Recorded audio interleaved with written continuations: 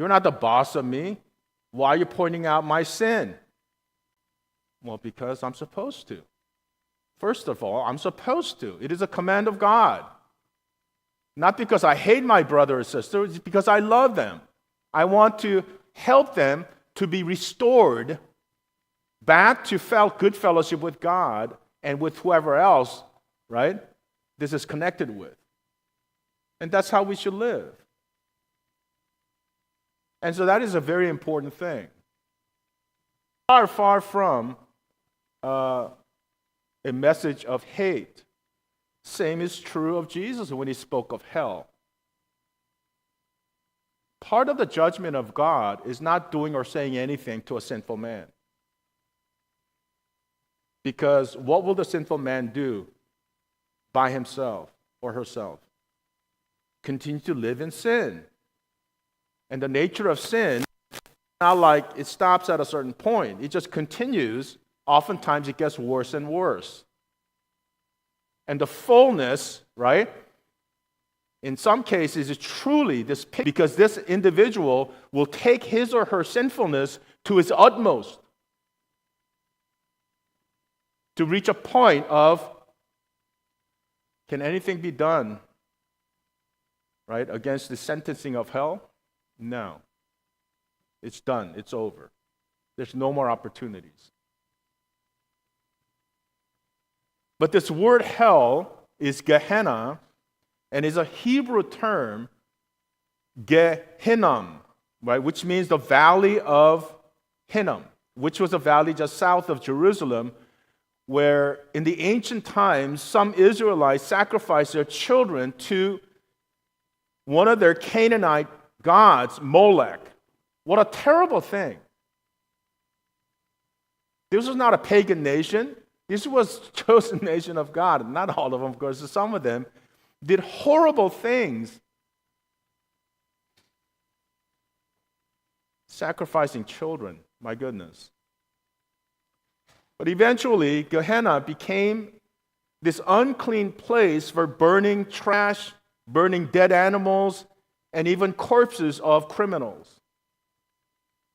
And Jesus used this term, Gehenna, or hell, as it is translated in English, as an illustration or symbol of hell or lake of fire, which is the final destination of eternal torment for Satan and his followers, the fallen angels, and also for sinners.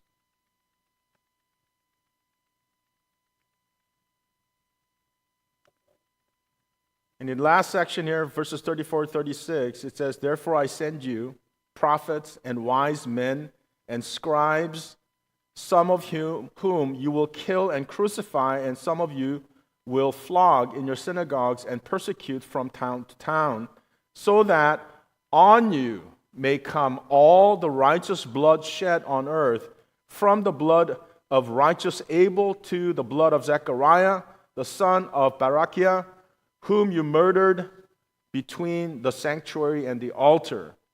Truly I say, come upon this generation." So let's take it with verse 34, where Jesus is speaking from the standpoint of having power and authority to send qualified men, just as God in the Old Testament sent his prophets, and just as Christ himself sent out his disciples. As we see in John chapter 20, verse 21, Jesus appears to his disciples after the resurrection, and he said to his disciples, "Peace be with you. As the Father has sent me, even so I am sending." Right? That's the Great Commission. Well, that sending is connected to the Great Commission, the final command that God gives to his disciples and to all his followers. And he says prophets, wise men, and scribes.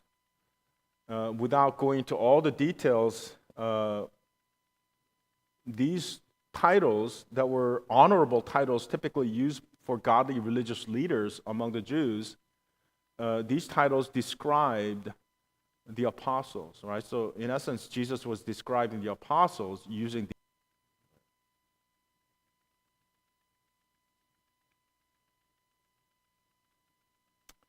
The good question is, why does Christ send them? Why did Christ send them?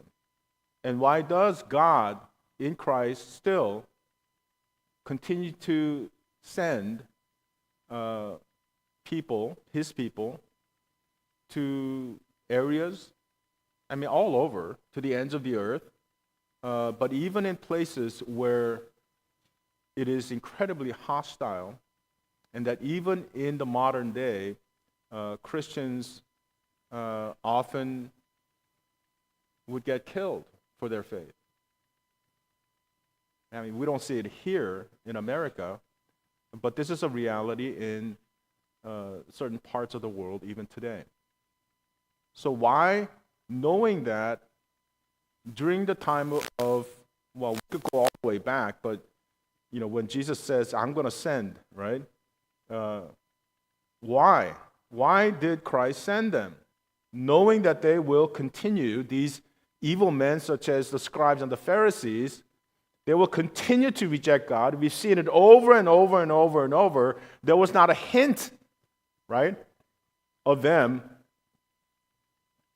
reconsidering, or hey, maybe we ought to. No, there was not even a hint of it. In fact, we saw them more bold. They will be killed and persecute them. Right? Three main reasons.